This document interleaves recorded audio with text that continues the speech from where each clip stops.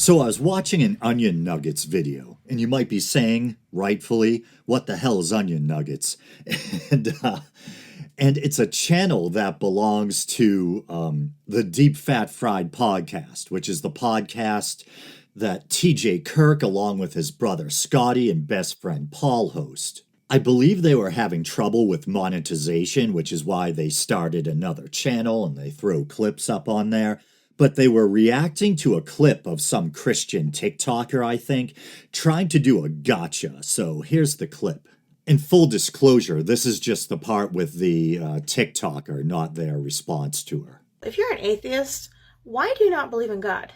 And if you don't believe in God because you say the book is written by man, why do you believe in evolution? Because that was also made up by a guy, I think. So addressing the first part, why don't I believe in a God? That's something I'm always happy to talk about, but maybe I should address the second part first. She asks, if you don't believe in the Bible because it was written by a man, why'd you believe in evolution when it was also just made up by some guy, or however she phrased or worded it?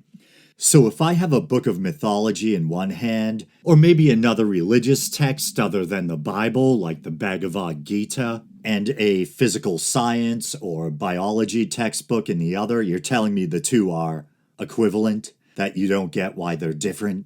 And in fairness, Origin of Species isn't a science textbook. It's a scientific treatise, a well-researched scientific treatise. But hopefully you get the analogy I was trying to draw. But anyway, people shouldn't believe in evolution because Darwin was some infallible secular prophet, as I think, they think we view him. You should believe in evolution because of the scientific evidence. Darwin proposed the idea, laid it out in The Origin of Species, and I think there were kind of predecessors. There were people, you can go as far back as the Middle Ages, if not earlier, and there are people who kind of touched on what would become the theory of evolution. I believe at the same time Darwin was working on his ideas, there was someone else doing similar research. I think it was Alfred Wallace, if I'm not mistaken. But yeah, Darwin proposed the idea, and then it was validated by things like the fossil record, observation of morphological similarities between different life forms or species, and now in the modern era by genetic science. And Christian apologists will often try to argue that you can't observe evolution, and usually that's true because it takes so long. But evolutionary changes over generations have been observed in laboratory settings and animals with very short lifespans or life cycles, such as flies. But saying or suggesting that a scientific treatise is the same as a religious text, it's like, wow.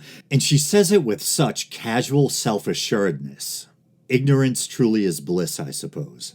But why don't I believe in God? This is something I've gone over on the show many times. I even have an episode entitled, I believe, Why I Don't Believe in God, which I think I originally released a few years ago, maybe longer the way time flies. There's a YouTube version as well. And my reasons are probably still generally the same as those I expressed in that episode. And again, I technically consider myself an agnostic atheist, as many atheists do, so I don't claim to know there isn't a God or an afterlife. I just have my reasons for strongly doubting those things. One reason is just the seemingly man-made nature of religion. If you study religion, it becomes painfully clear that you're dealing with man-made belief systems. You have different religions making contradictory truth claims, religious texts that contradict themselves. In the Bible, for instance, you have things like doublets in the Old Testament, two or more different versions of the same story with differing details. In the New Testament, you have discrepancies between the gospel accounts, etc. And you can also see religions growing out of other traditions, evolving and changing when exposed to other cultures. Say with ancient Judaism, it was obviously influenced by or grew out of Mesopotamian polytheism or Near Eastern polytheism. It was influenced by Zoroastrianism, by Greek philosophy. And you can see how those influences like Zoroastrianism or Greek thought, Greek philosophy, kind of changed and shaped Jewish concepts or notions about things like an afterlife or the existence or nature of the soul, etc. Another reason is the problem of evil or suffering, the horror of the food chain, eon after eon of animals rending and devouring each other for sustenance. And in fairness, just because suffering exists and horrors of nature exist, that doesn't mean necessarily that there's not a God. You could still argue for an impersonal God or a non interventionist God, but the natural brutality of this world does make me doubt the existence of a just or benevolent personal creator God. And Christians would probably tend to blame it on original sin, it's our fault, which I've always found to be a rather monstrous idea. Two people ate the wrong kind of fruit, so now all of humanity down through the ages must suffer, grow old, and die for that one transgression, that ancient transgression they had nothing to do with, other than also being human. And what about all the suffering that existed long before man existed? Once again, millions of years of creatures ripping each other apart, 99% of the species that have ever existed dying off. And I was worried that the Barbie coffin segment was too morbid. Anyway, another one of the main reasons I doubt a God, or at least an afterlife, is that it appears to me, and I'm not a neuroscientist or scientist of any kind, but seems to me based on my layman's knowledge on the subject and just using my reasoning, that consciousness is most likely an emergent property of the brain. There seems to be a strong connection or correlation between the physical brain and consciousness or the mind, the self, personality, you get my point. And you damage one part of the brain and you can affect anything from facial recognition to impulse control, memory, etc. And say with if someone develops a degenerative brain disease like Alzheimer's, it's not just the brain that deteriorates, but the personality or self along with it. So it would seem to me, sadly, that when the physical brain goes, we, our self, probably goes as well. I don't want to believe that. I'd rather believe that our consciousness does survive death, and hopefully I'm wrong. But I just do my best to be honest with myself and others, and I tend to lean towards the scientific materialist view on this one because it seems to me that's what's more likely. Maybe you could argue, as some do, that the brain doesn't produce consciousness, but it's like a receiver or transmitter, or it modulates consciousness. I try to stay open minded to such ideas, but even when espoused by scientists or philosophers, they still strike me as a kind of wishful thinking in a sense. And it was actually just yesterday, I was watching an interview with Rupert Sheldrake, where he was talking about how he thinks that when we die, our consciousness might continue on in a kind of dreamlike state. That would be nice, but is it true? I think even he would admit it's just a hypothesis at best at the moment. Also, he's considered something of a maverick or outlier in the academic world. Still a very intelligent guy with some very interesting ideas. I hope he's right. Unless it was like just all really bizarre, nightmarish dreams. That would be horrible. But maybe still better than death or non-existence. I don't know. I have some pretty bad dreams. But if it was like a really cool lucid dream where you were in a realistic world and could do whatever you want, that'd be interesting. I'm not holding my breath that there's anything afterwards, but I guess we'll all find out someday if there's some Technicolor Valhalla out there. But let's see. Yeah, and I think the last reason is the lack of evidence for the supernatural, miracles, faith healings, apparitions, demonic possessions, etc. It seems like when you dig deep, into any claim of the supernatural, it always ends up being explainable by naturalistic means. And I know it's just anecdotal, but I've personally never experienced any supernatural phenomena, never seen a ghost, witnessed a miracle.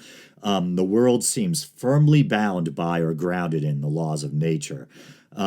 The closest I've ever come to a paranormal experience is probably when a friend and I were in our late teens and witnessed an unidentified flying object one night.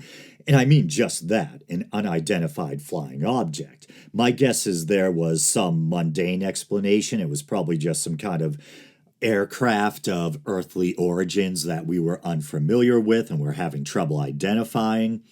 I don't think there were little green men or anything. I do believe that there is probably alien life somewhere out there, just given the vastness of the universe and how relatively common the ingredients for life probably are.